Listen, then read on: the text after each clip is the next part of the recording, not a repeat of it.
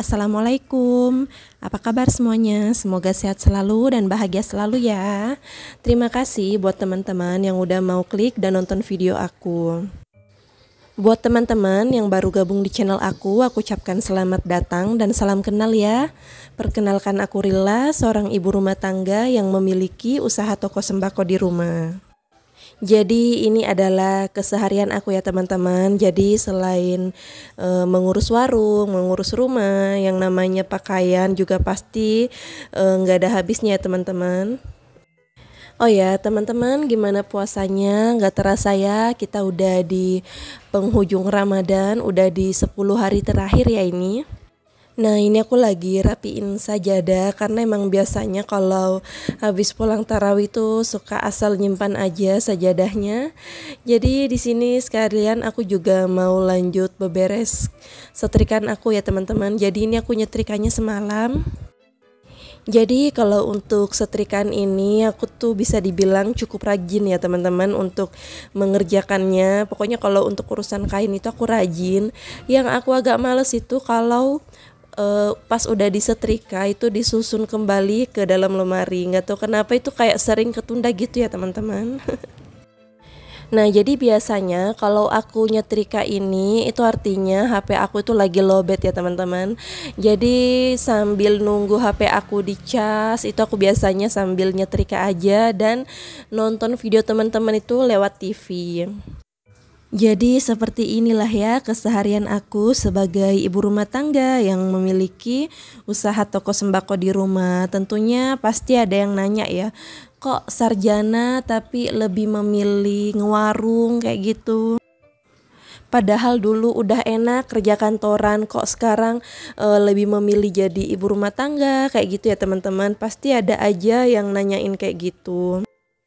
Ya tapi kalau aku nanggepinnya santai aja ya teman-teman. Karena memang hidup itu pilihan, kita sendiri yang memilih jalan hidup kita. Dan yang pastinya yang kita pilih itu merupakan hal yang kita anggap baik.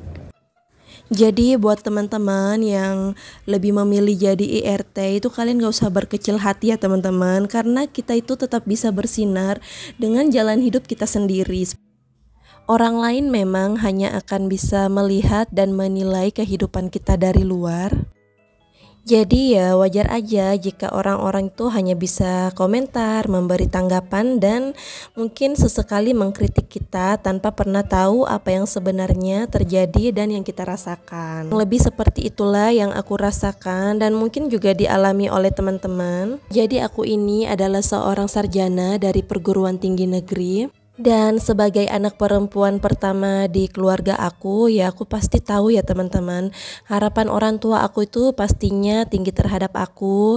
Mereka ingin masa depan aku itu lebih baik, lebih cerah. Pastinya ya, namanya orang tua pasti kepingin anaknya seperti itu. Ya jadi meskipun mereka itu nggak pernah mengatakan terus terang kepada aku, misalnya aku harus jadi apa atau aku harus berkarir di bidang apa, tapi ya tanpa mereka mengatakan itu aku pasti udah merasakan hal itu ya teman-teman. Buat teman-teman yang udah ngikutin aku dari lama pasti udah tahu ya kalau sebelumnya aku itu udah pernah kerja kantoran, cuman aku resign karena ada alasan tertentu ya teman-teman. Saat itu aku memilih resign dari pekerjaan bukan karena lingkungan kerja aku yang toksik atau gimana-gimana. Jadi ini murni karena aku itu nggak mau LDR sama suami aku ya teman-teman. Karena memang pada saat aku awal menikah itu aku terpaksa harus LDR ya teman-teman. Tapi karena aku nggak mau LDR lama-lama, terpaksa aku harus mengalah dan meninggalkan pekerjaan aku. Sebenarnya ada sedikit kelegaan pada saat aku berhasil resign dari pekerjaan. Kenapa? Ya karena aku merasa lebih bebas dan tidak terikat lagi oleh pekerjaan kantoran. Tapi lagi-lagi ada beban berat baru yang juga membuatku sering berpikir, aku yang merupakan anak perempuan pertama orang tuaku saat itu udah berstatus sebagai pengangguran. Jadi karena aku hanya berpredikat sebagai ibu rumah tangga biasa, sementara bapak ibuku melihat anak tetangga-tetangga yang berkarir dengan cemerlang, ada yang bekerja kantoran, bahkan ada juga yang sukses di usahanya ya teman-teman. Tapi beruntungnya orang tuaku tuh nggak pernah menunjukkan keluhan atas statusku saat itu ya teman-teman. Mereka selalu support apapun keputusan aku, bahkan beliau ingin membantu modal untuk memodalkan aku usaha supaya aku ada kegiatan ya teman-teman. Jadi karena kebetulan ibu aku juga memiliki usaha sembako di rumah. Jadi saat itu orang tua aku itu ingin aku juga memiliki usaha seperti itu karena mereka tahu aku pasti bisa mengelola usaha sembako itu dengan baik.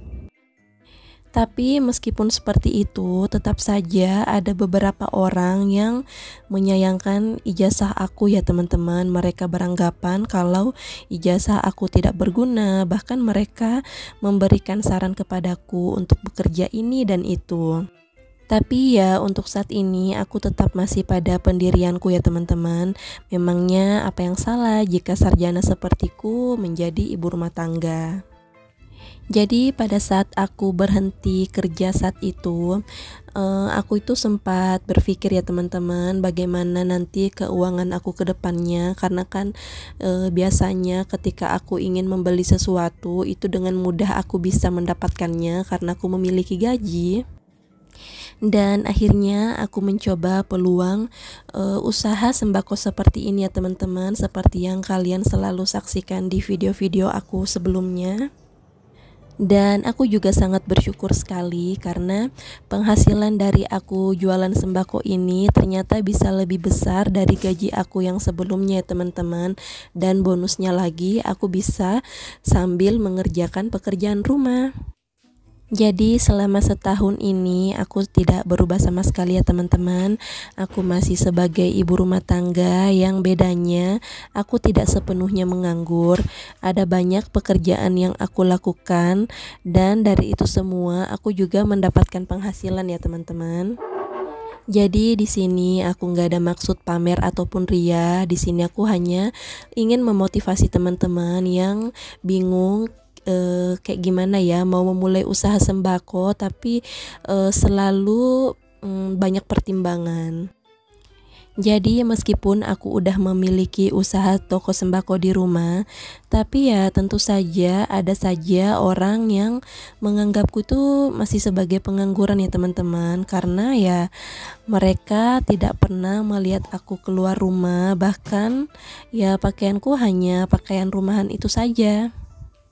Ya, jadi selalu saja ada tanggapan orang lain mengenai aku yang masih saja betah jadi pengangguran. Ya, bagi aku itu bukan masalah yang serius ya teman-teman. Jadi ya nggak apa-apa karena mereka itu nggak tahu bagaimana sebenarnya yang aku lakukan di rumah. Karena bagi mereka aku hanya perempuan yang betah di rumah, tapi mereka nggak tahu bagaimana kesibukanku di dalamnya. Mereka tahu aku tidak memiliki gaji, tapi mereka tidak tahu caraku berpenghasilan.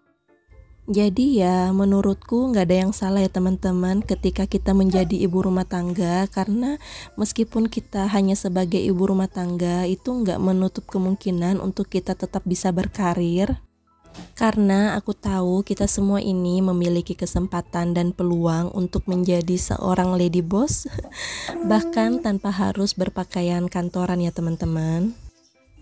Dan saat ini aku merasa diriku menjadi seorang lady boss ya karena aku bisa memiliki hak penuh atas pekerjaan yang aku lakukan dan tanpa harus diatur oleh orang lain. Ya, bahkan aku pun juga bertanggung jawab ya atas pengaturan keuangan yang aku lakukan. Mau aku manfaatkan untuk apa, aku mau pos-poskan seperti apa, itu semua terserah dari aku gimana caranya aku mau mengatur. Sebenarnya apa yang aku capai saat ini belum bisa dikatakan sukses ya teman-teman, karena menurut aku sukses itu adalah sebuah proses. Tapi setidaknya aku dan Pak suami saat ini bisa dikatakan lebih mampu dan lebih baik lagi dari segi finansial. Semoga teman-teman bisa mendapat hal baik dan hal positif dari video yang aku sharing kali ini. Dan semoga juga teman-teman bisa termotivasi dari video sederhana aku ini, dan mohon maaf ya kalau aku ada salah kata dan perbuatan di video ini. Sampai jumpa di video berikutnya. Wassalamualaikum warahmatullahi wabarakatuh.